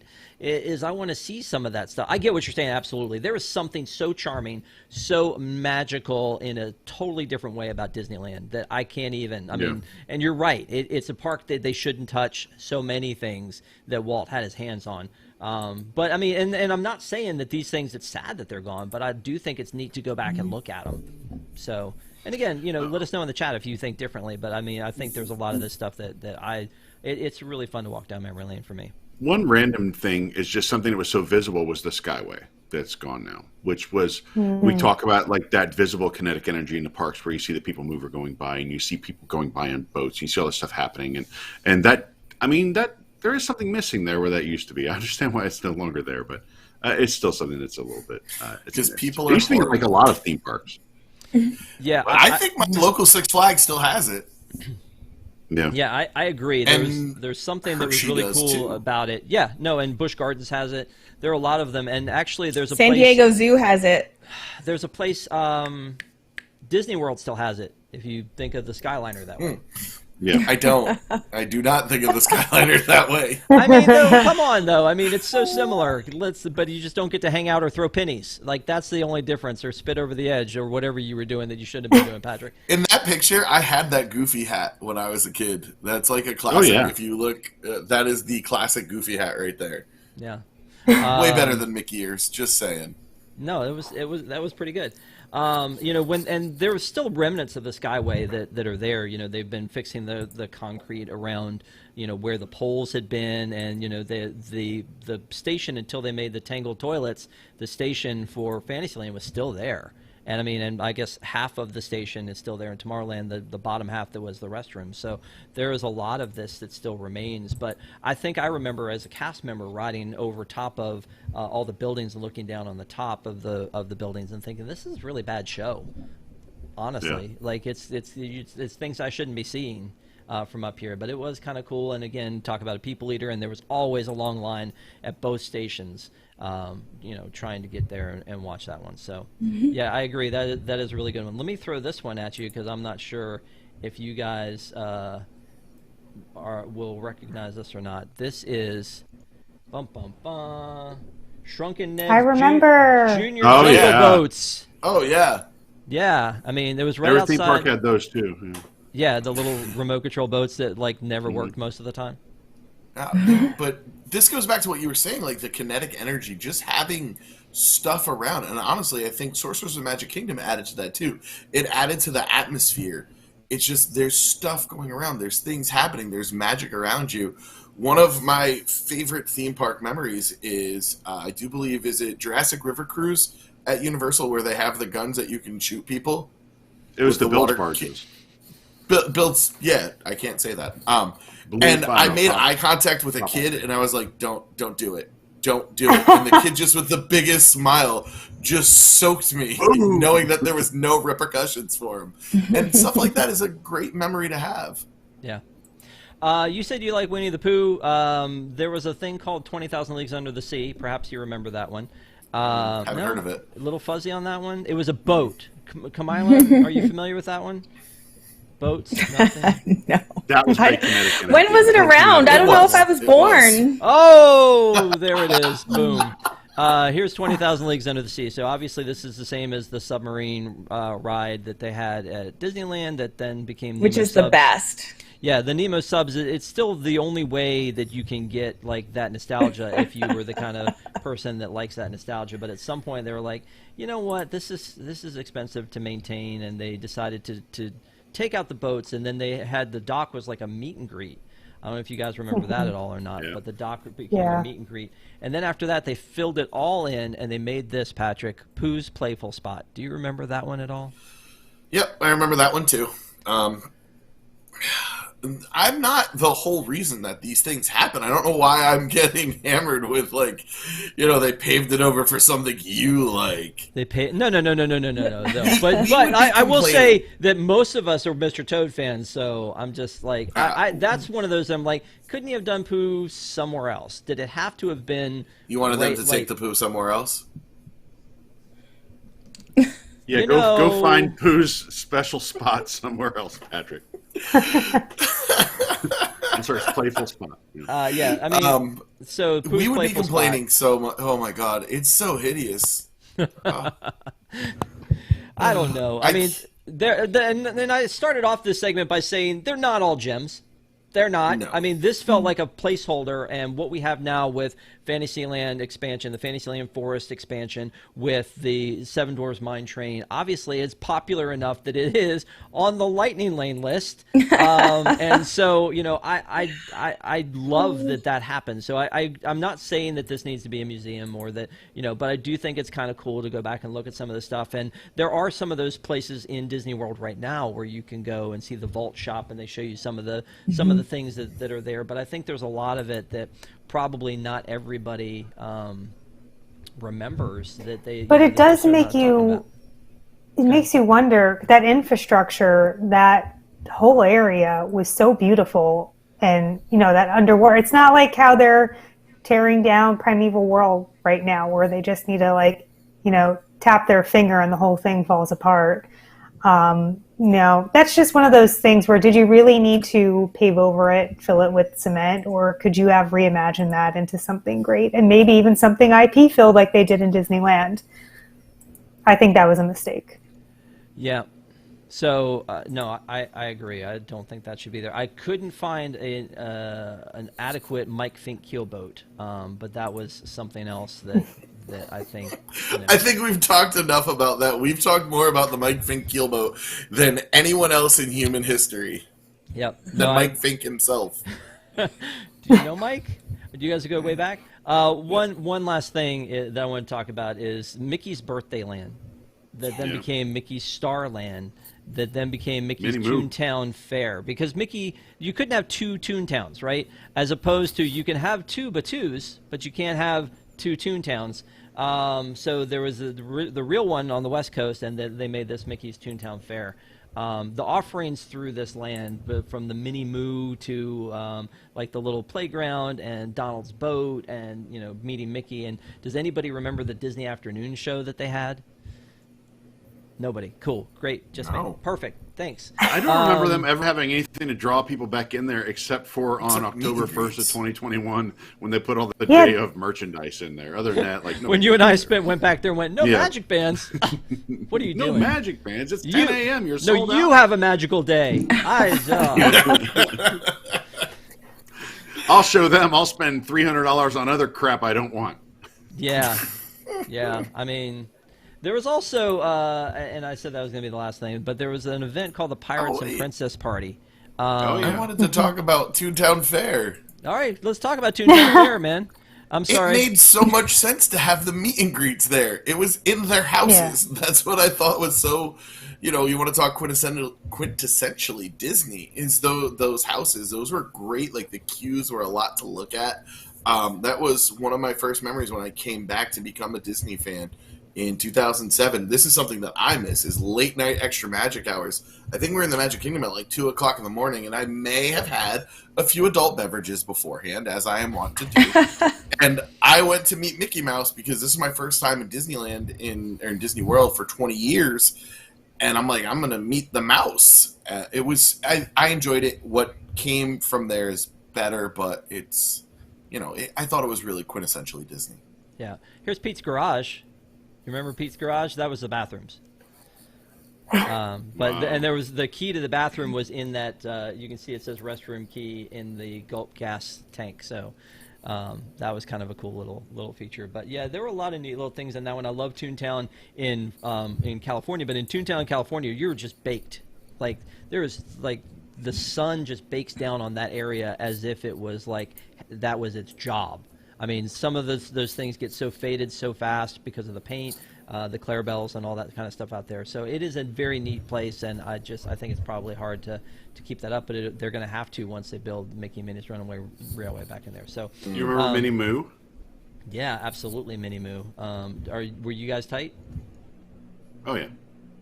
I went there at least once. For those of you who don't know, Minnie Moo was a cow with a Mickey impression on the side, which I assume was just natural, right? I mean, otherwise they would have PETA coming after him for that one, right? So anyway, if you guys like this segment, we'll talk more about this kind of stuff. We can talk about Epcot. Kamila will jump in more with that one. The things we miss there. The studios Epcot has gone through so many changes since I first started going there. I don't think the studio has, and I don't think any park went through as many changes as the studios. That's just my thought, because of what it was in the beginning and what it is now. There's like one attraction, maybe, I think, or one thing that's the same from the original. Like, how many backlot tours were there? How many versions of the backlot tour were there? Oh, yeah, right? So many versions of the backlot tour. So, I mean, there's a lot to talk about there. Even Animal Kingdom, as young as it is in the grand scheme of parks, has had a lot of changes in the resorts and, just like Disney Springs and all those things. So, I've gone through this list, and a lot of them were just off the top of my head, and just thinking about the things that have happened over the 50 years. And this is not a bad thing. I'm not looking at it going, hey, I wish all this stuff was still here. I wish I could get those the Shrunken Ned's junior jungle boats again, because they weren't great. But the kinetic energy, I do wish we could get those again. Good ones, yeah. If we could have them that worked, maybe, yeah. Good ones, yeah. But I mean, I prefer Pirate's Adventure to that. If I had to have one or the other, I like the Pirate's Adventure that's there. So, again, let us know in the comments what you guys think, what you missed, what you loved, what you maybe stuff that you were like, man, I'm glad that's gone. I don't know. But thank you for joining us. We're gonna have to say goodbye tonight. Thank you for sticking with us. If you are a WIGS member, we got a quick post show for you after this, so please stick around. And if you need to know more about the WIGS program, that is our Patreon program. Go to patreon.com/WIGS. WDWNT, sorry. And then also, as Shannon mentioned, Golden Jamboree. You can go to goldenjamboree.com and you can still see some of that great content that we had. It was an amazing time. Keyword golden. We'll get it to you for $10. There you go. Eric's giving you the hookup. So you won't regret it. So thank you guys a lot. We appreciate it. We appreciate you. And we will see you guys next time. Up, there's that.